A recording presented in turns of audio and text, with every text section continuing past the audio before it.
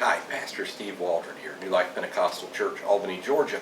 Today I'm going to give some tips on how to effectively read a book. Now some of this is in another video that I did, but much of it's not. The first thing is you always want to know who the publisher is. Like in this particular book by Luke Timothy Johnson, we'll be doing a review on it later. It's by Fortress Press.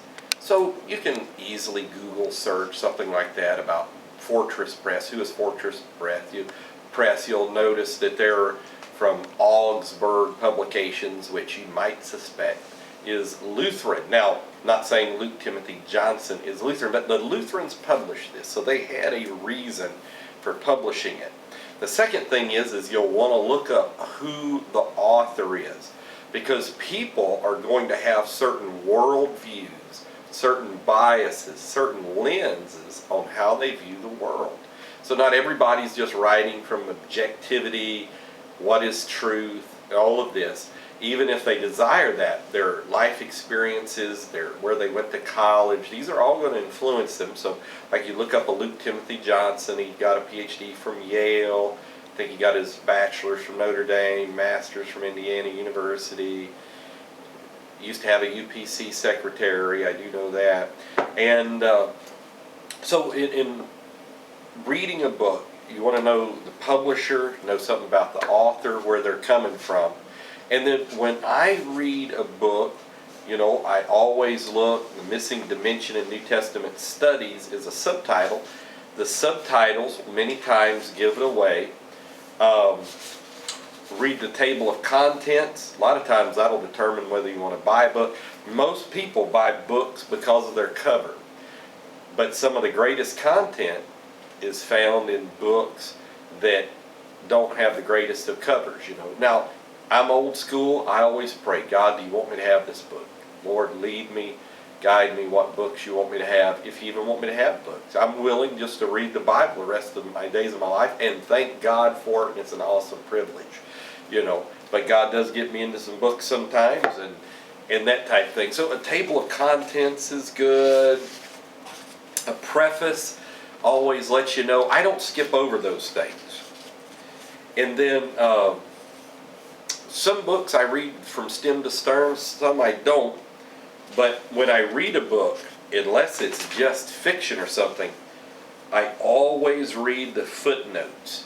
And again, unless they're just not applicable, because many times the profound things are in the footnotes, because they're not just writing footnotes, they're writing commentary and thoughts and this type of thing.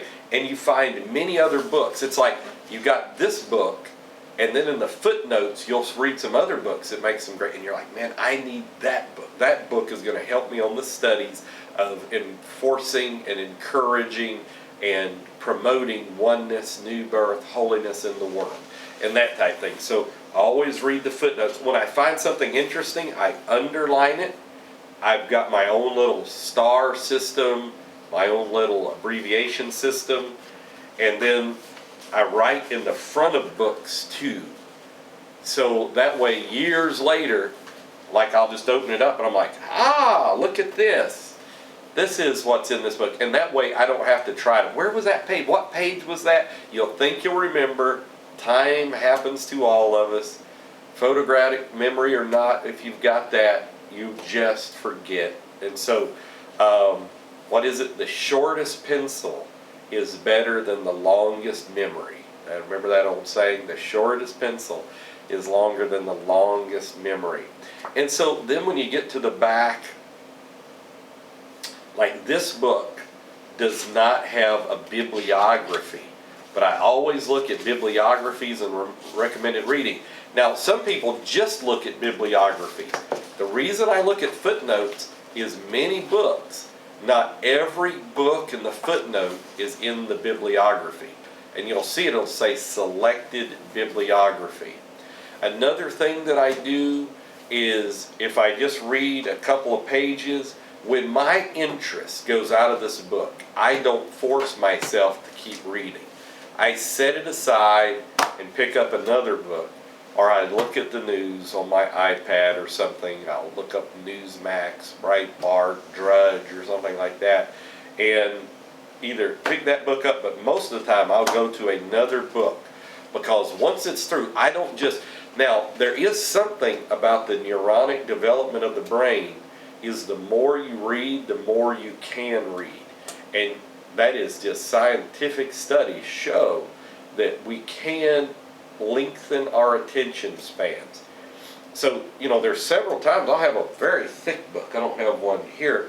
And people will ask, they'll say, have you read that whole book? And I'll say, yeah. And sometimes multiple times, because it's an interesting book. I'll reread it and get it. Sometimes I'll read it 3 times and stuff. And I'm like, well, you can read it. Now, what I normally don't do is speed read. I know how to speed read. And years ago, I used to do that.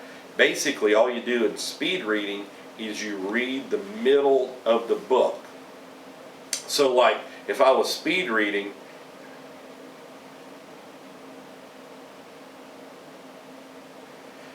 I would do like that. People say, you must read very fast. Would you believe I am an extraordinarily slow reader?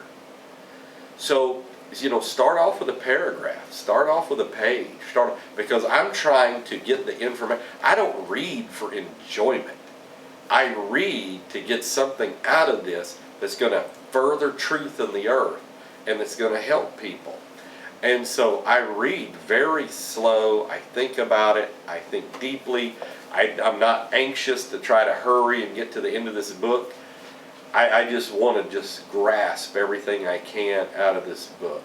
So those are just some hints on how to effectively read a book.